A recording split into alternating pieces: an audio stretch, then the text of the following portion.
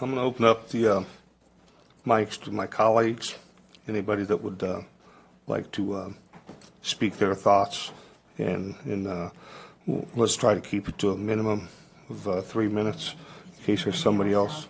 Well, I wanted to offer the mic to those up here before we can go out there. We've got 2 more people out there. If somebody really wants to say something, I'm going to allow you to speak and try to give us 6 minutes, because we've got 2 people out there that would like to speak. Mr. Metapace. So we get 3 minutes? 3 minutes. Going.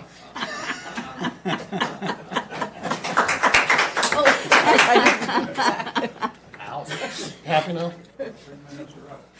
All right.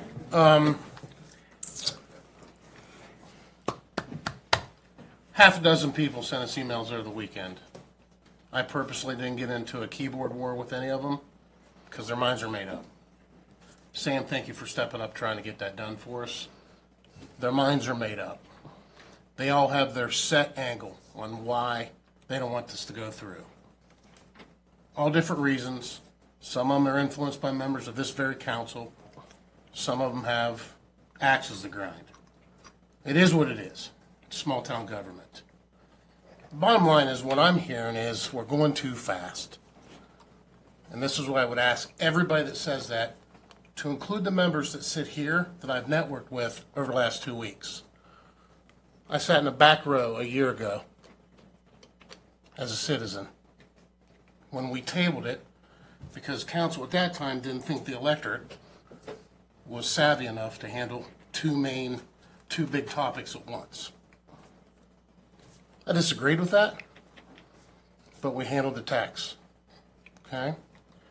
Since then, I've educated myself. Everybody has the ability to educate themselves.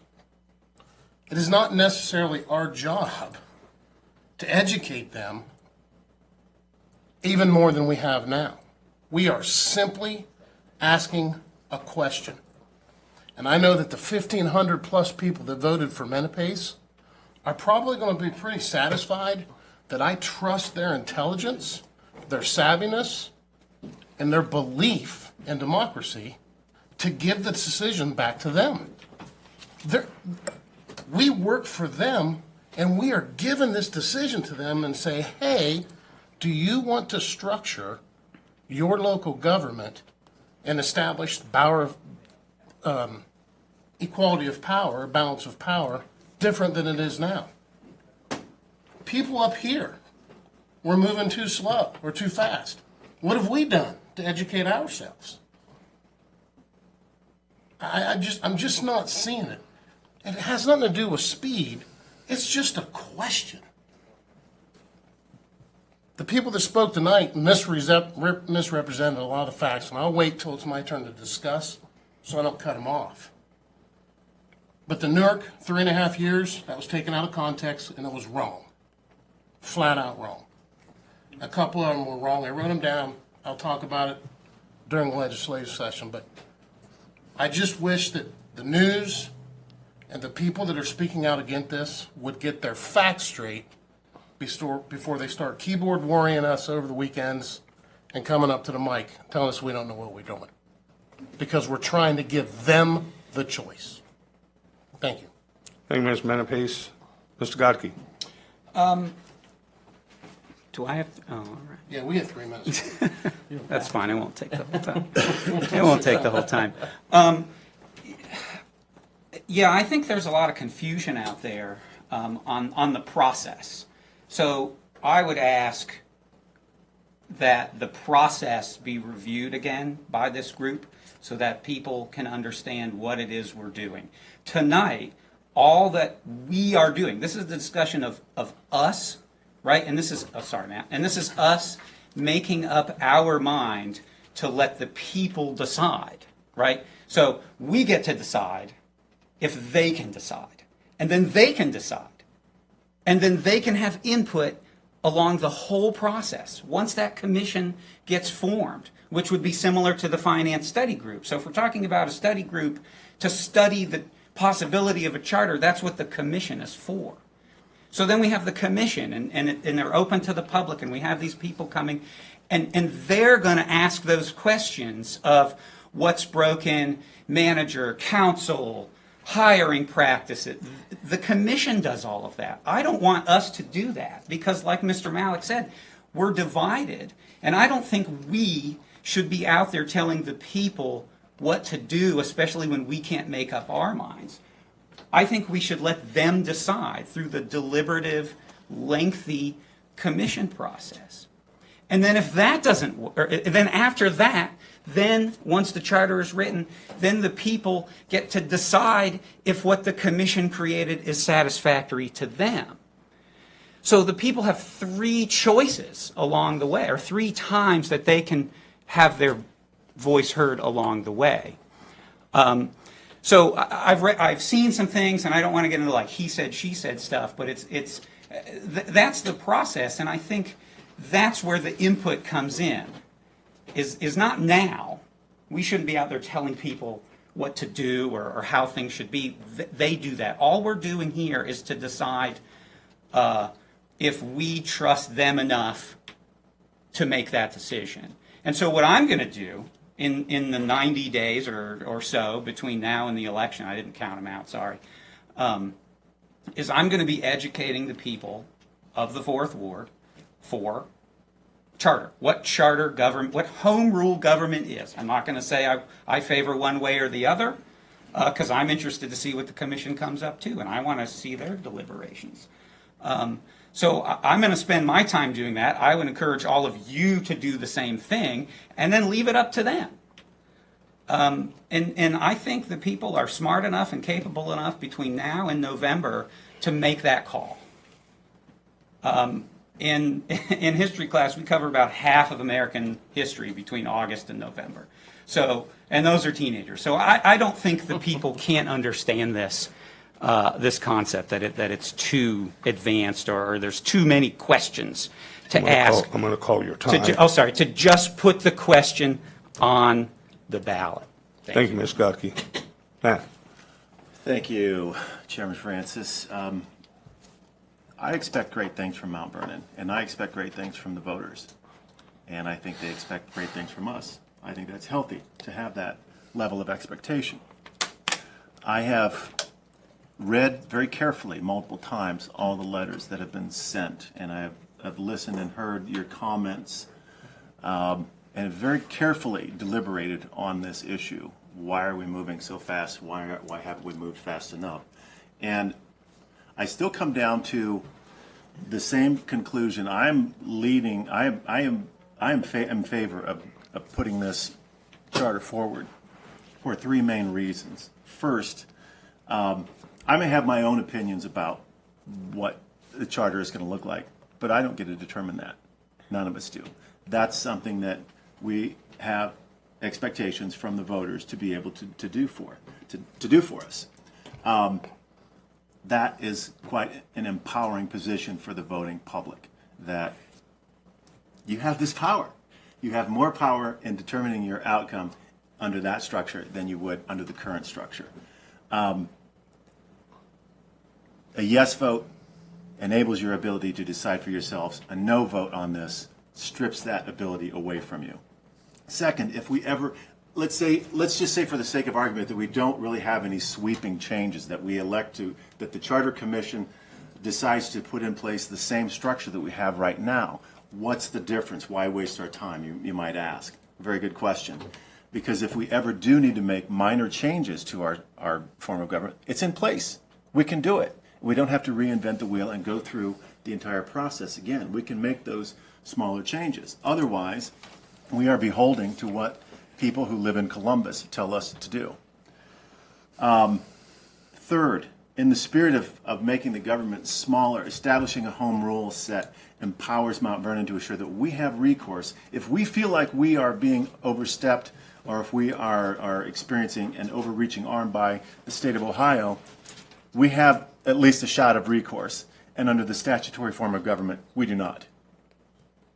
So the question is, why are we moving so fast? My question is, why have we taken so long to get here? Thank you. Thank you, Mr. Starr. Janice? Thank you, John. Well, I'm afraid I feel like I'm out right now because I'm one up here that believe we're moving too fast. So when Chris says that, when it was stated that we advance people only by a multiple choice test, and that's how they're advanced, and that was the only thing, I thought, wait a minute. I was always under the impression that they had to go through oral.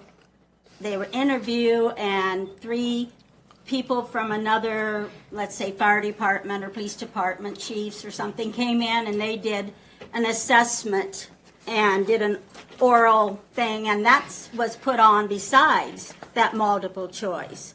And I thought, when did they quit doing that? So I went and talked to Joel. I wanted to know, when did they switch and when did they start just doing a multiple test? And he said, we never just do a multiple test. We've always done both.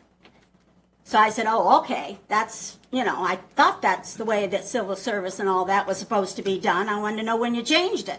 So that made me feel better because I do like that civil service. I do like that kind of that because we know who we're advancing. I personally like that, where we aren't going out and hiring somebody when we don't know who we're getting. This we know because we've advanced them through the ranks. We know who they are. So I think we do need to have more meetings. I think we need to talk about what we need to change. I think we need to have some kind of a box where people can, the different departments, put in what they'd like to see changed, but it won't be open so that their captains won't see what somebody puts in there, so they would get in trouble. I think we need more input from the mayor, because the mayor, someday he's going to leave us, even though we don't want him to, but he knows what would be great that we need or what to do. And, as for me, I know one thing, out of all the things that we have, I would change that all of us get reelected every 2 years. To me, that's silly. You could lose this whole council at the same time. Now, maybe we're all bad, but I would think you'd want one of us to stay here to at least know what's going on. No? My time up? Oh, no. Time's up. Oh! Sam's cutting me Sam. off. Nancy? So, sorry. But anyway, that's my opinion. Sorry. I cut her short a little bit, so, Did you? yeah, she's Why'd probably got you do another that? 25 seconds. Oh, but that's Give her, okay. give her a you few guys. seconds Well, more. because it was right in the middle. Oh, but that's Give okay. her the benefit of the doubt, Jen. That's okay. You know where I'm coming from anyway. You know where I'm saying. That's the gist of it. Nancy? Well, I have to say that I agree wholeheartedly with what Janice has been saying, and I too uphold the civil service mode for advancement of our people. I think it relates to being careful about who's hired in the first place, and keeping good records of how people do perform, and moving those persons who are good leaders, move them up. And when you go outside a job that I held, one of the first warnings that I was given was that you must never, ever say anything against anybody when someone calls about their work record. And if, in fact, we call to find out about somebody that we see outside that we'd like to hire, you're not ever going to learn why they're leaving where they are. Another thing is, from an education standpoint, all you need to do is read the Columbus Dispatch daily, and you will see what a mess a charter city is. Columbus is a mess, and the people in Columbus have no voice. And no, you cannot just make changes once the charter is passed. You have to wait until the specific length of time that the charter says it can be opened and changed. And I just feel very, very strongly that we don't want to be a Columbus, Ohio. We want to continue to be, as Jeff Harris says, the best hometown in America. That's all I have. Thank you, Nancy. Right in the middle, man. Sam? I'll be very brief. My 3 colleagues that spoke initially were very eloquent. I can't add anything to what they said, other than to make it very clear that City Council has one role in this constitutional process, and it is not to express an opinion on what form a charter government should take. It is solely to provide the on-ramp for discussion.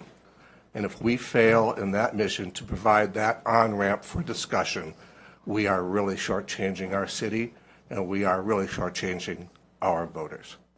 I'll yield the rest of my time to hear what other people have to Thank say. you. If Thank I you, Ms. may, Brony. Yes. If that charter commission is not balanced and it's overloaded one direction or another, you can bet your bottom line that it's going to be different from what you as a person might expect if you are not adequately represented on that committee.